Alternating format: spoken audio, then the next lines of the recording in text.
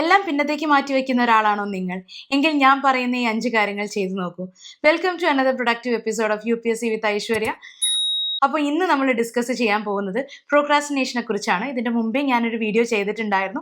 അതിന്റെ ഒരു part 2 video ആയിരിക്കും ഇന്ന് നമ്മൾ ചെയ്യാൻ പോകുന്നത്. ഈ ഒരു വീഡിയോയ്ക്കകത്ത് ഞാൻ 5 റൂൾസ് ആണ് പറയാൻ പോകുന്നത്. അതായത് നേരത്തെ പറഞ്ഞതുപോലെ തന്നെ 5 ടിപ്സ് പ്രോക്രാസ്റ്റിനേഷൻ മാറ്റി വയ്ക്കാൻ, എല്ലാ കാര്യങ്ങളും പിന്നത്തേക്ക് മാറ്റി വയ്ക്കുന്ന കുട്ടികൾക്ക് വേണ്ടിയിട്ടുള്ള ഒരു വീഡിയോ ആയിരിക്കും ഇത്. വളരെ യൂസ്ഫുൾ വീഡിയോ ആയിരിക്കും. അപ്പോൾ ഈ 5 ടിപ്പിൽ ഏതെങ്കിലും ഒരു ടിപ്പെങ്കിലും നിങ്ങൾക്ക് യൂസ്ഫുൾ ആയിരിക്കും. നമുക്ക് വീഡിയോയിലേക്ക് കടക്കാം. അപ്പോൾ ടിപ്പ് നമ്പർ 1 അല്ലെങ്കിൽ റൂൾ നമ്പർ 1, 5 മിനിറ്റ്സ് റൂൾ. ഈ 5 മിനിറ്റ്സ് റൂൾ എന്താ ഉദ്ദേശിക്കുന്നത് എന്ന് വെച്ച് കഴിഞ്ഞാൽ, ഇപ്പൊ നിങ്ങൾക്ക് ഒരു ടാസ്ക് ചെയ്യണമെങ്കിൽ ആ ടാസ്ക് നിങ്ങൾ 5 മിനിറ്റ് എങ്കിലും ചെയ്ത് നോക്കുക എന്നുള്ളതാണ്. ഈ 5 മിനിറ്റ് നിങ്ങൾ ചെയ്യുമ്പോൾ നിങ്ങൾ ഓട്ടോമാറ്റിക്കലി ആ ഒരു ടാസ്കിലേക്ക് കമ്മിറ്റഡ് ആവും എന്നുള്ളതാണ് ഈ ഒരു റൂൾ പറയുന്നത്. ഇപ്പൊ നിങ്ങൾ റീഡിംഗ് ആണ് ചെയ്യാൻ പോകുന്ന പർപ്പസ് എന്ന് വിചാരിക്കുക. അപ്പൊ നിങ്ങൾ റീഡിംഗ് 5 മിനിറ്റ് കണ്ടിന്യൂസ്ലി റീഡ് ചെയ്യുക. അപ്പൊ 6ാമത്തെ മിനിറ്റ് നിങ്ങൾക്ക് ഓട്ടോമാറ്റിക്കലി വായിക്കാൻ സാധിക്കും എന്നുള്ളതാണ് 5 മിനിറ്റ്സ് റൂൾ പറയുന്നത്.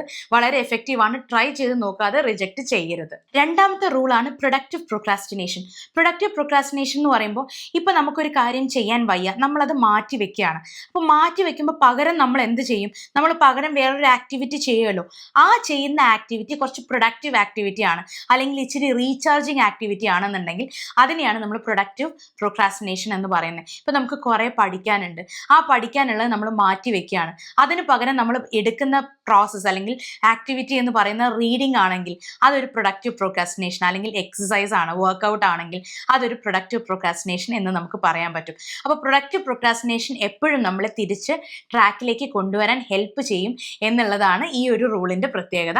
അപ്പോൾ ഇതും നിങ്ങളൊന്ന് ട്രൈ ചെയ്ത് നോക്കൂ. ടിപ്പ് നമ്പർ 3 ആണ് അക്കൗണ്ടബിലിറ്റി അല്ലെങ്കിൽ ഡെഡ് ലൈൻസ്. ഇപ്പോൾ ഒരു പബ്ലിക് അക്കൗണ്ടബിലിറ്റി നിങ്ങൾ വെക്കുകയാണ്. നിങ്ങളൊരു ഫ്രണ്ടിനോട് പറയുകയാണ്, അല്ലെങ്കിൽ നിങ്ങളൊരു ടീച്ചറിനോടോ മെന്ററിനോടോ പറയുകയാണ്, ഞാൻ ഇത്ര ടാസ്ക് ഞാൻ കംപ്ലീറ്റ് ചെയ്യും എന്നുള്ളത്. ഒരു പബ്ലിക്ലി നിങ്ങൾ അക്കൗണ്ടബിൾ ആവുകയാണെന്നുണ്ടെങ്കിൽ നിങ്ങൾ പ്രൊക്രാസ്റ്റിനേറ്റ് ചെയ്യുന്ന എമൗണ്ട് വളരെയധികം കുറഞ്ഞിരിക്കും. ഇപ്പോൾ നിങ്ങൾ നാളത്തേക്ക് മാറ്റി വെക്കേണ്ട ആക്ടിവിറ്റി ഇന്ന് തന്നെ നിങ്ങൾ ചെയ്യും. അതാണ് ഈ പറയുന്ന പബ്ലിക് അക്കൗണ്ടബിലിറ്റിയുടെ പ്രത്യേകത, അല്ലെങ്കിൽ ഡെഡ് ലൈനിന്റെ പ്രത്യേകത എന്ന് പറയുന്നത്. 30 ദിവസത്തിനകം ഞാൻ പോളിറ്റി തീർക്കും, അല്ലെങ്കിൽ 10 ദിവസത്തിനകം ഞാൻ കറണ്ട് അഫയേഴ്സ് തീർക്കും എന്നുള്ള നിങ്ങളുടെ ഒരു ടാർഗറ്റ് ഉണ്ടല്ലോ, നിങ്ങളുടെ ഒരു ഡെഡ് ലൈൻ. ആ ഡെഡ് ലൈന് നിങ്ങളെ അക്കൗണ്ടബിൾ ആക്കും എന്നുള്ളതാണ്.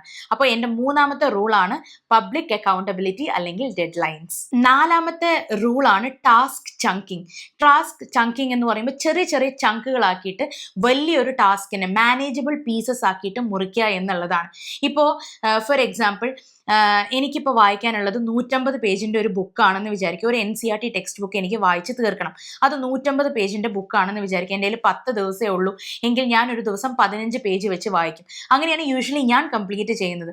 അപ്പോൾ എനിക്ക് ഒരു ദിവസം 15 പേജ് വായിക്കുക എന്ന് പറയുന്നത് എന്നെ സംബന്ധിച്ചിടത്തോളം മാനേജബിൾ ആയിട്ടുള്ള ഒരു ടാസ്ക്കാണ്. അപ്പോൾ ഞാനിത് 10 ദിവസം കൊണ്ട് ഒരു 150 പേജസിൻ്റെ ബുക്ക് വളരെ ഈസി ആയിട്ട് വായിച്ച് തീർക്കും. ഇതാണ് ഈ ടാസ്ക് ചങ്കിങ് എന്ന് പറയുന്ന പ്രോസസ്സ്. അപ്പോൾ ഒരു വളരെ ടഫ് ആയിട്ടുള്ള ഒരു പ്രോസസ്സിനെ വളരെ ഈസി ആയിട്ടുള്ള ബ്രേക്കബിൾ ആയിട്ടുള്ള സ്മോൾ ചങ്ക്സ് ആയിട്ട് മാറ്റുക എന്നുള്ളതാണ് ടാസ്ക് ചങ്കിങ് കൊണ്ട് ഉദ്ദേശിക്കുന്നത്. 5ാമത്തത് നിങ്ങൾ കേട്ടിട്ടുണ്ടാവില്ല, എയ്സൻഹോവർ മാട്രിക്സ് എന്ന് പറയും. എയ്സൻഹോവർ മാട്രിക്സിനകത്ത് പറയുന്നത് എന്താന്ന് വെച്ച് കഴിഞ്ഞാൽ, ഒരു ദിവസത്തേക്ക് നിങ്ങൾ ഒരു ടാസ്ക് അസൈൻ ചെയ്യൂ എന്നുള്ളതാണ്. ഇത് കംപ്ലീറ്റ്ലി മൾട്ടി ടാസ്കിങ്ങിന് ഓപ്പോസിറ്റ് ആയിട്ടുള്ള ഒരു മെട്രിക്സ് ആണ്. എയ്സൻഹോവർ എന്ന് പറയുന്ന ഒരാൾ കണ്ടുപിടിച്ചിട്ടുള്ള ഒരു മെട്രിക്സ് ആണ്.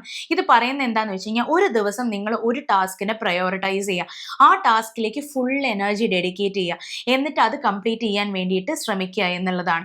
ഫോർ എക്സാമ്പിൾ, ഇന്നത്തെ ദിവസം ഞാൻ ഇപ്പോൾ CSATന് വേണ്ടി മാറ്റി വയ്ക്കുക, അല്ലെങ്കിൽ എൻ്റെ മാത്സ് ആപ്റ്റിറ്റ്യൂഡിന് വേണ്ടി മാറ്റി വയ്ക്കുകയാണ്. Today is my maths day എന്നുണ്ടെങ്കിൽ എൻ്റെ entire energy will be put into maths. ഞാൻ വേറെ ഒന്നും ചെയ്യാൻ, ബാക്കിയെല്ലാം എൻ്റെ സെക്കൻഡറി ആയിരിക്കും. ഇതായിരിക്കും എൻ്റെ പ്രയോറിറ്റി ടാസ്ക്. അപ്പോൾ എൻ്റെ സകല ആക്ടിവിറ്റീസും അല്ലെങ്കിൽ എല്ലാം മാറ്റി വെച്ച് എൻ്റെ ഫുൾ എനർജി ഞാൻ ഇതിലേക്ക് ഡെഡിക്കേറ്റ് ചെയ്യും.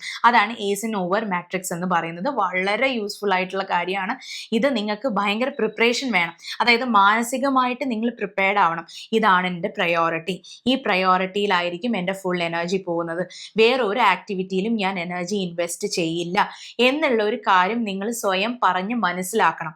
എന്നാൽ മാത്രമേ ഇത് വർക്ക്ഔട്ട് ആവുള്ളൂ. അതിൻ്റെ ഇടയിൽ കൂടെ ഒരാൾ വന്നിട്ട് പറയാം, വാ നമുക്ക് സിനിമയ്ക്ക് പോവാം, സിനിമ റിക്വയർസ് എനർജി, അല്ലെങ്കിൽ വാ നമുക്കൊരു വാക്കിങ്ങിന് പോവാം, അല്ലെങ്കിൽ നമുക്ക് പോയിട്ട് എന്തെങ്കിലും ചെയ്യാം, ഷട്ടിൽ കളിക്കാൻ പോകാം. No, this is your priority. അപ്പോൾ ആ പ്രയോറിറ്റിക്ക് നിങ്ങൾ മാക്സിമം എനർജി ഇൻപുട്ട് കൊടുക്കണം എന്നുള്ളതാണ് എയ്സൻഹോവർ മാട്രിക്സിന് പറയുന്നത്. അപ്പോൾ ഇതും നിങ്ങൾ ട്രൈ ചെയ്ത് നോക്കൂ. ഇതിൽ ഏതെങ്കിലും ഒരു മെത്തേഡ് ഉറപ്പായിട്ടും നിങ്ങളെ ഹെൽപ്പ് ചെയ്യും. ട്രൈ ചെയ്യാതെ ഒന്നും റിജക്റ്റ് ചെയ്യരുത്. ഇതിൽ ഒരു ഛേദവും ഇല്ലാത്ത കാര്യമാണ്. നിങ്ങൾ എന്തായാലും ട്രൈ ചെയ്ത് നോക്കണം. അപ്പോൾ എഫക്റ്റീവ് ആയി കഴിഞ്ഞാൽ ഫ്രണ്ട്സിന് എല്ലാവർക്കും ഷെയർ ചെയ്യുക, ഇഷ്ടംപോലെ കമൻറ്റ് ചെയ്യുക, ലൈക്ക് ചെയ്യുക, സബ്സ്ക്രൈബ് ചെയ്യുക. Thank you so much.